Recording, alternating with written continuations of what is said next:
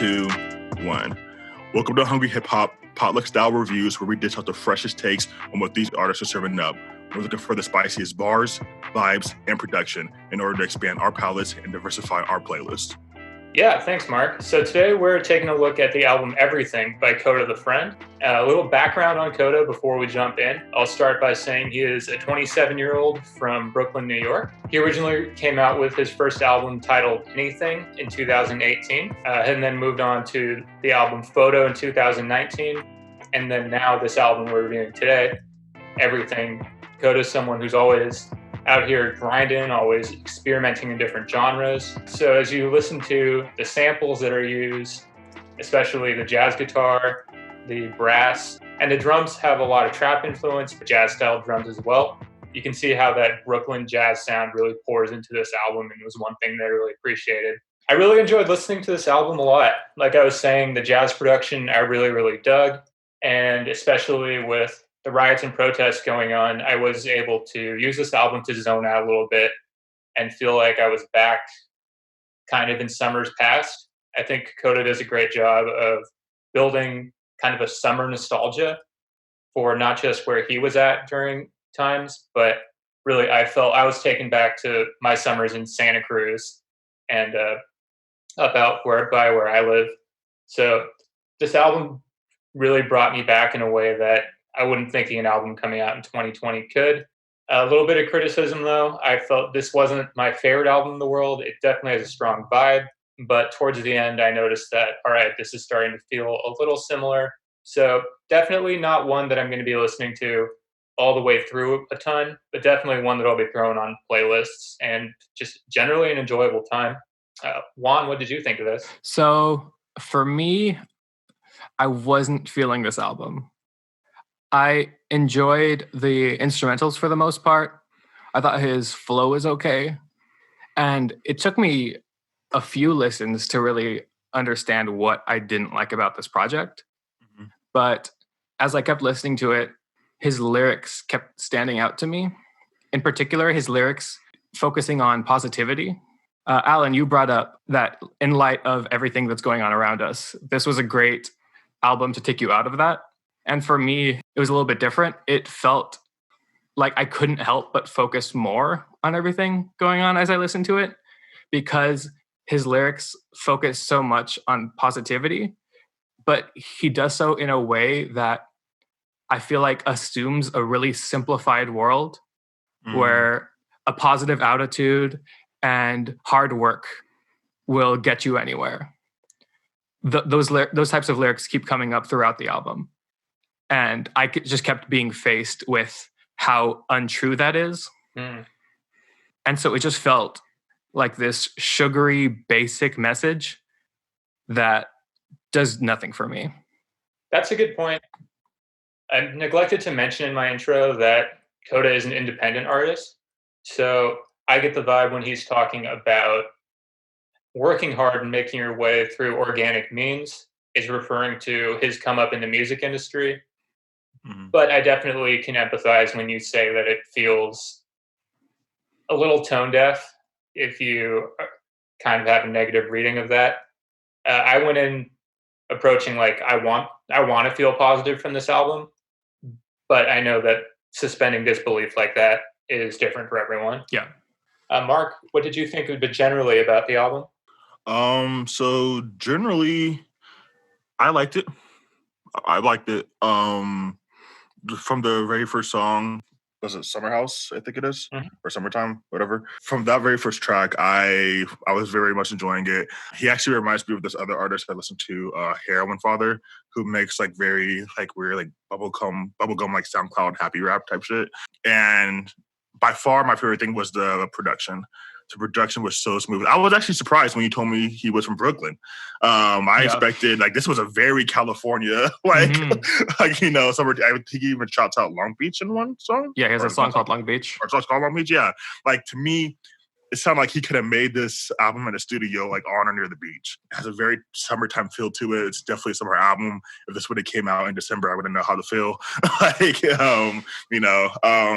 And this to me is the first album we've reviewed that the vibes are like kind of like the highlight of it. Like Mm-hmm. when I'm listening to this album, I get a sense of nostalgia. Not nostalgia in the sense that this sound is nostalgic to me, but that this song brings like a nostalgic feel of I just want to start remembering about the past and high school and like you were like summer camp, and like it just gives you that feeling of like a nice reflection on the past, but nothing like hard, nothing dramatic. It's just, you know, how Juan was talking about with all the, you know, kind of positivity. It's just a nice little like, you know, some pina coladas on the beach type album type thing, you know? And so it's fun to listen to. But I definitely will say, like, as I was listening to it and like taking notes on different songs, I was sitting there and I was just kind of like, nothing was gripping though. Like I couldn't take a song and like grab it and be like, oh yeah, I like this. This is what I like about it, blah, blah. It was just one song would come and it would go. The song would come in. It was like waves. It was just kind of like, it was nice and refreshing, but nothing would draw me back to this album. Not one song stood out to me to the point of like, oh, I gotta go and replay that again. I gotta go and replay that again. Like they were all just like if I would just, I don't know if I would just saw this artist live or just, you know, once again heard these songs, it's like, oh yeah, this is cool. Like this is good music, but this is great music, but it's just like nothing that's going to like keep me. And so I guess like that would be my only problem with it. Just that there was nothing for me to like stick or like grab onto. It's just very, I don't want to say coffee shop music by any means, but very, I don't know, listenable. He kind of has a flow.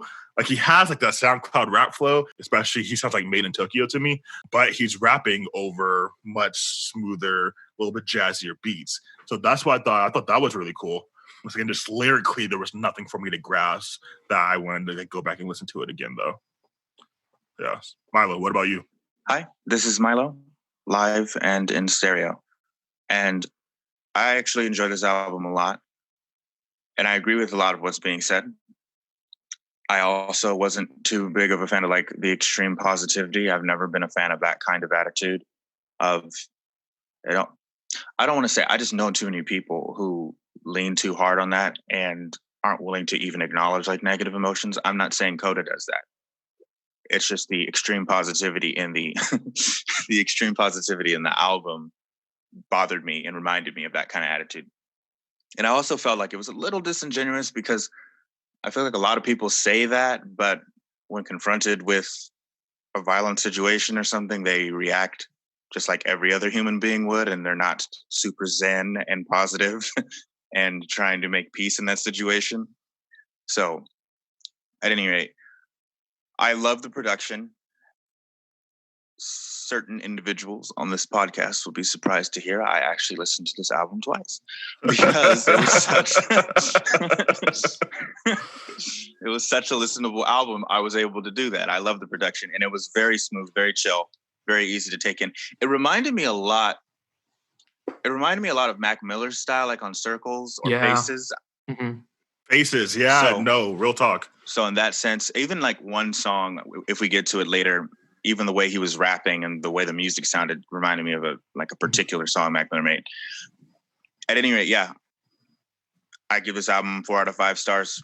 Before we move on to the first track, I actually am reminded of another album, just because this one has a lot of samples of like birds chirping and nature sounds in it. Mm-hmm. It actually brought me back to Flower Boy by Tyler, the Creator. And it was weird because I think that while both kind of want you to feel like you're outside and kind of a warm summer day, what I think I prefer about Flower Boy is how Tyler's not afraid to get a little darker, and it's not like we were talking about the positivity. Flower Boy really does a great job with the cognitive dissonance of these positive nature sounds and like fun beats overlaying this kind of like darker side that I didn't really feel from this album. And I don't know, that was just a weird comparison that I had drawn, that this kind of reminds me of if Flower Boy had lost its edge a little bit in a weird way. Mm. The instrumentals sound more like Igor, but having the nature sounds reminds me of Flower Boy a lot. Anyway, that's just a sidetrack, which brings us into the first song, Summer House, which was a great intro to the album. It had that great jazz production, and the sounds actually reminded me of an old artist I used to listen to in high school called Nuja Bass, who did these kind of like he was a producer who did jazz instrumentals over rappers who he would find. And it reminded me of that a lot, but great solid intro for me. Now I'll hand it off to Milo to talk a little bit about what you thought about Summer House. I really enjoyed Summer House, and I think it was as Juan put it last time when we reviewed Polo G, talking about Polo G's album, The GOAT, the first track on that one. It was a Summer House in this instance was a good thesis statement. And the outro skit with the telephone call, when the guy's kind of spacing out and it's like, love is everything. I think that was pretty much it established the theme for the album, and I knew exactly what I was getting into. I liked the production, the lo-fi production, and Alan mentioned earlier, apparently Kota has a lot of personal influence from jazz being involved with his band. So it makes sense that he would incorporate a lot of jazz influences into the production. Very chill vibe. The only thing is that his cadence is not my favorite. And when Mark mentioned he has a SoundCloud rapper flow, kind of flow, that identified what I was. But for some reason, he makes it work. It's not as oppressive as when other people do it. It had a kind of a je ne sais quoi that I can't really put my finger on. So even though it wasn't my favorite cadence, it didn't ruin the song for me by any means. Okay. What'd you think, Juan? The lyrics on the song didn't do much for me. I did enjoy the beat. I think his beats are good. I love the smooth, jazzy sound. I will say one line that I did like on this song was when he said, I started selling my tears, started telling my fears. I just like the parallel in that and the way that the line sounded. We've all brought up comparisons to other artists. To me, he sounded a lot like Amine. If anyone has listened to him. I can see that also. Yeah, I can see that. Yeah. What about you, Mark? So I thought this was damn near a perfect opener, like, especially for this album. Like, I could listen to this song, and if someone told me, like, 12-track album, whatever, I could listen to this song and completely visualize the rest of the album. Like this was a perfect thesis statement for what the album was. Like, it gave me the exact vibe that the rest of the album gives me, give me the exact type of lyrics that the rest of the album gives me, the flow. Like this is just like a perfect opener in my opinion. So as we'll notice when we go through the rest of the songs, like I don't really have shit to mention lyrically because, like, once again, as I mentioned earlier, I couldn't really grasp anything lyrically from this album. There might have been like one or two things I wrote down when it comes to lyrics, but for me, it was like when I listen to this, I'm just vibing out and chilling. Like I'm not really trying to hear what he has to say as much as feel what he's trying to make me feel. And I feel like he's trying to put me in a relaxed mood where I can just kind of sway back and forth. And he's doing that with his triplet flows. He's doing that with the instrumentals. He's doing that, with, everything else. So one line I did want to point out real quick was when he says, I got a summer house up in ... I really love that because it let me feel like I can put this song and this album to whatever summertime location that I want it to be in. And so not only is it like this rapper is saying like, you can't find me, I'm trying to get away from all the press and stuff by not telling you where my house is. But it also let me be like, this album's for me wherever I happen to have this type of summer vibe. So that is just one quick little nuance that I really appreciated. I think when I hear lines like that, for me, often it's more so that it feels so vague that it doesn't feel like there's a personality behind it. So I appreciate that you bring it up as more him leaving it open for the listener to impose their own context onto it. I like that way of thinking. I'm starting to feel a lot better that I hear people didn't take away a lot lyrically from this album, because even on a second listen, lyrical content did not stand out to me that much. So my favorite song on the album was Morocco with Toby Lou. And so it's unfortunate because I feel like I really dug Toby's voice a little more than Kota's on this. Oh yeah. The way he comes in verse 2, I felt like went a lot harder. But a couple reasons why I did like Morocco. The 3 or 4 songs before it, I felt like all had kind of a similar flow, all had kind of a similar production style. Morocco comes in with these synthesizers that like pop a little bit and kind of brought the energy back up, where most of this album is really chill. This one brings you more energy, and I appreciate that about this song. I did have a question about the lyrics. So in are kind of a recurring rap lyric that I see a lot. Um, when someone says "watch you pull up in a Wraith," what kind of car is that? Mark? I'm dead. Ain't question for me. So it's like think of like Chrysler 300, but not low class, but like very, very, very, very, very, very, very expensive and elite. Like it's like a nice big sedan that's like it's meant to like really just kind of cruise in, you know. Okay, so I love that you use the word elite there because later in the song he says, "I be cozy on the road. I only do business in the sky." And so I'm thinking, does he drive around in a Wraith from Halo, what the Covenant used to fly? Because, well, see, it's like funny, but he also mentions doing business in the sky. Before, in the verse between this, he mentions a ghost, and it's interesting you actually brought up elite. So, is Kota the Friend the Arbiter? Master Chief, baby, we out here. So I don't know if he's going for a Halo reference, but I thought that was pretty sweet. If he did that, that's work. Very subtle reference. That's work. We underestimated him lyrically if he did that.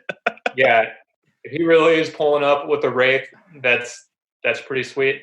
On the other side, Toby Lou, you guys know I love the basketball references, and so Toby says Curry at the half court clutch, so I love that.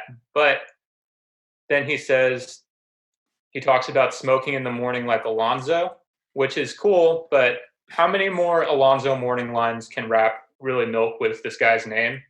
Because I'm reminded of that Tyga song called Brax, where he gets it in the morning like Alonzo, but Toby in this line is talking about token in the morning like Alonzo. So at some point, I feel like we need to retire Alonzo Mourning's name from rap music because he hasn't played in a long time. And we have a lot of fun basketball player names right now, but I'm getting a little sidetracked. I really did enjoy the lyrics on this song in particular. I would like to talk about one lyric that was not so great from Toby Lou's verse. Got a Spanish bitch, and she loved to make me tacos. Oh, that's true, yeah. Mexico, not Spain. Okay, so we do need to talk a little bit about Toby. We need to talk about geography and cultural appropriation in the culinary world. You know what? I actually hear that pretty often. I don't know why. There's one Lil Uzi song I listen to all the time where he keeps talking about like my Spanish bitch or whatever. I don't know. It's like a lot of rappers will actually say like my Spanish bitch or whatever when they like mean they're like Latin chick. And so I always like think that like I mean I get it, like they speak Spanish, so like I doubt the rappers are trying to be super clear or some shit, you know. But nevertheless, I was like, yeah, actually, it would be weird if you called an American girl an English girl though. Yeah.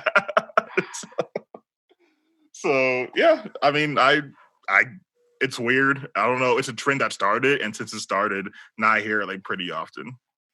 Toby, you need to learn a little bit more about where your food comes from. But we did enjoy this song. I get tacos in Spain, shit. Milo, do you have any thoughts on this song? To be honest, no. I didn't dislike it, but it didn't stand out to me, which I was surprised at first that it was a highlight because pretty much my notes just say it's the same as the songs that preceded it. So I know I enjoyed it. I don't remember disliking any song on the album. So I don't really have much to add on this one. Okay. If I can mention one that I liked, that like I would say there was one song that really stood out to me. It was Away Park. That's my favorite on the album. Like all the vibes, just take all the vibes, channel them in one song. That's Away Park. Like there's even seagulls in the background, like, you know, like in this song, like it gives you that much of like beach vibes. I imagine playing this, cruising in California, you know, near the beach, you know, just along the highway. Like this gives me that vibe. Yeah, I didn't write down once again. I didn't write down a single thing lyrically for it. Lyrics meant nothing to me for this, but it really did hand on that vibe. So I thought it was super nice to hear. And like that, I could imagine replaying if I ever did go back to the album. The album isn't enough for me to go back to in the first place. I loved the featured artist on this. I think it's pronounced Kate. To me, she sounded like Natasha Bedingfield, the one who sang Unwritten, who is like my guilty pleasure artist. Shout out to Natasha Bedingfield. So that made me appreciate the song a lot. I definitely want to echo that. Kate did an awesome job during the first chorus, coming in and just harmonizing with Kota, providing the background vocals, but then actually coming off with her own verse to wrap up the song and just killing it. Yeah. Because this is her whole contribution to this song really makes this track stick out in the track list to me. So I'm glad you brought it up, Mark. So she was the one doing the scatting at the end of the song then. Mm-hmm. Yes. Mm-hmm. My notes say the little scatting at the end by the feature was delicious. So that's a good word for I very much enjoyed the feature singing. A line that stood out to me was, "I want the jokes that are funny to you." That one hit kind of hard for nighttime when I was listening to this because I don't know. That's just the kind of stuff you think about when you think of the person that you have, that you cherish. Like you want to know everything about them. Yeah, it's cute. Long Beach. So I really like the hey loop in the background, like the hey that came in every once in a while. Like combined with like the really danceable 4 on the floor beat, made the song really get me moving. I also appreciated the features. I think there were 2 of them, but they just provided background vocals for when Kota was rapping, and all of that together made just for a really fun song to me. Oh, okay, I'll go. One thing, I don't really have a whole lot to add. One, I do agree with you that the features were all really well done. The song's very smooth. I think I enjoyed it a lot personally, just as someone who used to live in Southern California, but then had to move away. So hearing Kota talk a little bit about how much he misses kind of the LA area, the sunny Southern California, really hits home with me, especially living in the fog right now and kind of thinking back to my days in college. Me and Mark got actually trapped in a Long Beach parking lot once really late at night. And that's a memory that I'll always have. Yo, we gotta talk about this afterwards. This is escaping me. Well, it's an important memory from college that I have, even if I'm not that important to Mark. But yeah, we're gonna have to talk about this afterwards. But really, like when I say this album fills me with nostalgia, this is one that actually brings me to a specific place and a time in my life when I was in Long Beach. So great song. Is it good to say, yeah, your song really reminded me when I was trapped and literally had no escape. That one time I was in Long Beach. I mean, I don't want to, like, I'm gonna keep it real. I don't want to hear a song called Long Beach that doesn't have Vince Staples as the feature. Like, to me, that shouldn't even exist. Like, it shouldn't exist. He should not be on this song. This is not Vince a Vince Staples would have worked. I don't care. Vince Staples would not fit on this song. What are you talking about? This song. All right. Why wouldn't they get Snoop Dogg? That old washed out. I mean, he's doing like respect Snoop Dogg. banda music. Like he's Snoop Dogg. Yeah, Snoop Dogg will do any feature. He's like Young Thug. Yeah, I mean, it was cool. Like, it didn't really stand out to me. But, like, when I hear Long Beach, the first thing that comes to my mind is Vince Staples. Northside Long Beach, Ramona Park, baby. Ooh. Okay. So, this song stood out because it was a little more dancey. Definitely. I think Juan's the one who mentioned that. That was, this was something you could move to a little more than what the other stuff on the album. But I'm wondering, how come no one was I the only one who thought that this was, like, this had to be an homage to Dang by Mac Miller. Like, the production on this sounded a lot like Dang. Even the rhyming style was almost Dang style, like the style of rhyming Mac Miller was using on the song Dang. It was centered around a girl. No one felt that? I'll have to go back and listen, but not off tops. Yeah, it definitely might be. But I just haven't heard that song in years. If it is, it's definitely less of a blatant like rip off as Drake using the float from that Eminem song we talked about a couple weeks ago. Yeah. If I'm being honest, actually, on that Divine Feminine album, dang, it's a song I skip. I listen to every other song on that album.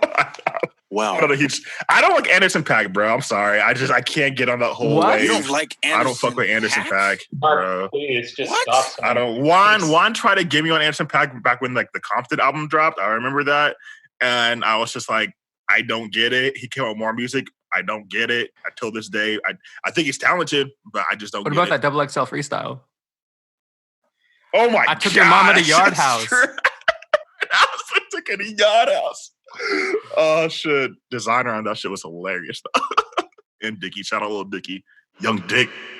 Pause. Wait, can I just say this dude over here is like saying he doesn't understand why Travis Scott is famous, but then he's like, shout out Lil Dicky. Bro, Yeah. I can much more wrap my head around why Lil Dicky is famous than Travis Scott, 100%. No question. Okay, let's cut all this out. This is Especially the Anderson .Paak bit. That was Oh my god. yeah, we don't want it to be associated with No. that. Lord Y'all God. better leave this shit in. I'm a riot. Other tracks people notice? I'm wondering what do you all thought about the interlude? Whack. Um Kota's was okay. So the reason I didn't like the interludes is because of the exact reason that you stated at the beginning of this about like that super extreme positivity. Like I just listening to people talk about all these happy things like cloud gazing and being able to depend on somebody, and this is important. And I was just like, okay, cool. Like we get it. You're happy. You're at peace. Next song. mm-hmm. Did you two see who the people were who gave these interludes? So one was Lakeith Stanfield. And he actually raps. I've listened to his like music before. Like, Yeah, it's not bad. It's cool. So I actually didn't know that, and I really did not like the interludes and the skits. Generally, what I'm looking for in a skit is to like laugh, and I see them more as like jokes and funniness. Yeah. But I don't know, something about someone talking about positivity to me just feels, I can read a self-help book if that's kind of what I'm going for. I listen to this rap album to listen to rap, and then with skits, that's what I want to do. I want to laugh, get back to the music. You want those what words like college dropout skits or whatever? Yeah. broke, five broke. Broke five, broke. Yo, Mark, that's why I was surprised you said you didn't know this guy was from Brooklyn, because when I heard the skit where he was talking about like his son and all this, dude sounded exactly like that brother from See You Yesterday. The actor's name is Astro. He was also in A Walk Among the Tombstones. He was a kid in that one. But as soon as I heard him talking, I was like, oh, this guy is from Brooklyn. Like, this is just real Brooklyn. Right? I don't know one reference you just mentioned. So that did nothing for me. Yeah, those are...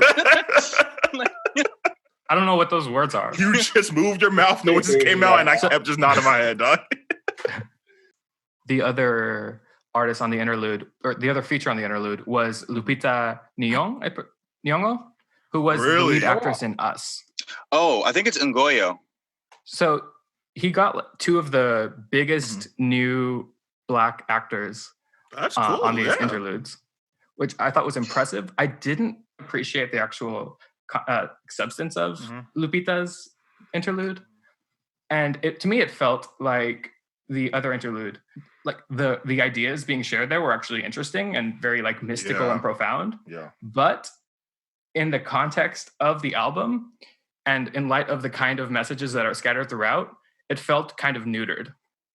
It felt like the edge that is present in his ideas were just reduced to positivity and go create something rather than what I think he was actually saying there. So that was a little disappointing. I liked Lakeith's. I wouldn't say I'm a huge fan of the interlude, but I did like that. It at least gave me a slightly somber feel. His music in general is very somber. And so it kind of, even though it was still actually on the subject of kind of like positivity overcoming, it was a little more sad on like the harder side. And so it kind of gave it a nice little contrast for me. But yeah, I mean, in general, the interludes didn't do a ton for me. They felt more like songs, to be honest. So it was crazy to me that this 12-song album felt so long. Yeah. I'm usually really excited when albums are 12 songs or shorter because it feels more focused. My favorite artist, Lucky, just dropped the 12-song album this weekend. It's 25 minutes. I was so fucking happy. I was like, that's how it should be. That's beautiful. Just how it should be. It feels like they respect their audience. Yeah. When they do that. All right, Mark. A little bit of why I think this album really does kind of drag is that when I finished it and I looked and I saw 37 minutes, it felt like way longer than that to me, which is just weird because I don't think there's any just like terrible bad songs on this album. But like we've mentioned a few times, it really does kind of blend together once, you're 4 or 5 songs in, which, maybe that makes it so the interlude is an important part and that taking these breaks is good. But for 37 minutes, this did feel a little long for my taste. Like 37 minutes is like honestly, any project that's like under 45 minutes for me is fine. But it didn't feel like there were any timestamps. Like I said, there was no song that like completely changed up the feel. And so because it's just feels like all one continuous song almost, it's like, damn, this is a long 37-minute song. Like, it's just, there was no timestamps or whatever I felt like really break up the album to chunks, which then would have made the 37 minutes way more digestible. This is crazy to me. I thought I was like, yo, I could make some dinner right now. I'll be done. Wrap up the album, have something to eat. Like, maybe I just feel time differently. I feel like interludes can be used to take songs that might feel kind of similar, but break them up. Like I think of the album Stankonia by Outkast, and they literally have what seems like a football team go break after certain songs and after like skits. And then it's like, okay, so that first kind of like rock influenced first couple songs gets separated by the more R&B smooth songs 3 or 4 tracks down. This album could have used a little more of, if we're going to do these skits and we're going to do interludes, we need to have them pop a little bit more to me. Definitely they weren't going for a big flashy interlude here, but I would have liked a little bit more of a concrete stop, if that makes sense. I thought Volvo was the only straight up bad track on the album. I liked Volvo. Shit. I thought his flow was dope. Oh, I did not like his flow. Really? I thought his flow was dope on that shit. Just it just felt so pointless, and I didn't feel any movement throughout the song. Like it all felt, the hook, the verses, everything had the same exact energy the whole time. And Mark, if I remember correctly, you generally like that kind of feel because it lets you feel a rhythm and a kind of a hypnotic. Yeah, that's fair. Yeah, and for me, it's just a boring song. Yeah, the hook didn't do anything. Disrespect. I actually really enjoyed the song Volvo. I thought it was interesting, and the thing I thought the production was interesting too because it was lo-fi, but it had a different stature to it that stepped slightly out of the lo-fi genre, and I like the kid, like, that's my queen, she baddest. And I felt like Tyler the Creator could have gone hard on this. I felt like this was a Tyler the Creator type of song. He's been bodying features lately, so I would love a Tyler on anything, bro. Milo, I agree with you. I think a deeper voice would have made this work a lot better. I think part of the issue might have been that his voice blended into the beat a little too well, which made it feel even less eventful to me. And a deeper voice like Tyler's would have been great. So this is one track that I actually didn't have anything written down for, which is not a good thing because what you guys had said about the song kind of blending together, this is the song that exemplifies it the most to me. And it falls in between Away Park and Morocco, which are 2 of my favorite songs on the album. Oh yeah. So it's always going to be a little tough coming in there. But for me, it felt like I was riding in a Volvo, very safe, kind of not the most, I'm going to forget about that ride, but, it connected me from my two favorite songs and went between fine. I'm weak, bro. But it's not a I just imagine like the green, like the off green, like Volvo, just drive it with like the roof rack. For me, it's the light brown mid 90s, just 5-star crash test rated. Not my favorite. The song also had the line "Bad vibes just so yesterday. Hope you get up out the bed today," which is one of the biggest examples for me of him just Yeah. Like for some people, it's really hard to get out of bed, right? There's like real issues going on that cause that. And for him to be like, I'm done with bad vibes, get out of bed, do your thing, is, I think, very dismissive of the real struggles people go through. I didn't like that line either. Yeah, that's real brown boy levels of thinking there. So now one thing I wanted to mention was, well, two things real quick. So one, going back real quick to the interludes, Lakeith's on, like I said, there's two lyrics that I wrote down for this entire album. One was actually on Lakeith's Influence, where he says, "To have everything is to be dead." I think that was like kind of that's something I was talking about earlier. I forgot to mention. Like the constant, especially like, I don't know, like just the constant need to push to strive for something. Like once you're steady and once you don't have, or once you don't want or strive for anything, like you stop moving, you're no longer in motion. And to be alive is to be in motion, you know? And so I like that a lot. Me too. But also, yo, my nigga Kyle is on here. Let's go, baby. The song Always with Kyle. From the song with Yachty and Kyle. What's the song? Can't remember. It was I Spy. I Spy. I Spy when my love. Hey. But anyways, yeah. So my nigga Kyle, he's on this album. Kyle spits. Yeah, he has bars, bro. He sounds like the like preppy black kid who's like has bars, bro. Like I especially liked when he said, "I be eating bullshit with a smile. I'm basically living denial, saying, oh, it ain't so bad,' and telling people that I ain't sad." Like, I think that gave a great contrast to everything that Kota's been saying. And his voice is just so interesting to me. It's very noticeable. Like a lot of the features were kind of able to skate, in my opinion. Just like, oh, whatever, didn't notice a ton. But Kyle's voice is very, very, like, stands out with just how kind of preppy it sounds. Mm-hmm. Especially when he was like, seriously, dude, Kyle? That little pause was like, oh, that was... Yeah. Like, I'm at ABU. All right, guys. So we are going a little longer. If we don't have too much to say on individual tracks, we want to move on to putting this up on the spicy meter. I'm cool with it. Last thing, on the song Mikasa, he has a line where he says, "I swear the sun is my medicine." Bam. I don't think it's a dope line, but I vibe with that. Vitamin D. Yeah. You know. But yeah, so for me, this would get spicy. Like I mean, as much as I critiqued it, I thoroughly enjoyed this album. It's just there was nothing catchy to bring me back, but I think it had every other component to me was damn near flawless. So I would put it spicy. If I ignore the lyrics, kind of spicy. Damn. Yeah, for me, it's definitely kind of spicy too. It has good production. It's just solid the whole way around, but it's not really just like kicking me in the way that I want an album to just like affect me in the head.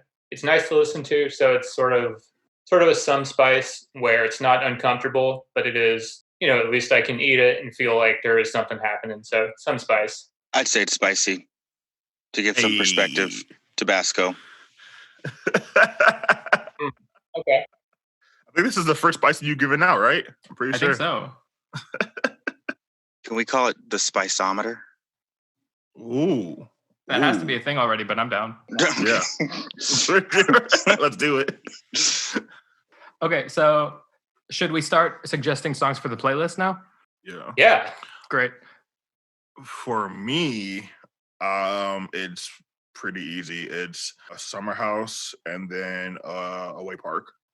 For me, it's Long Beach and Away Park. I feel like I agree with Juan. Long Beach and Away Park. Summer House. Well, we picked the intro song last week.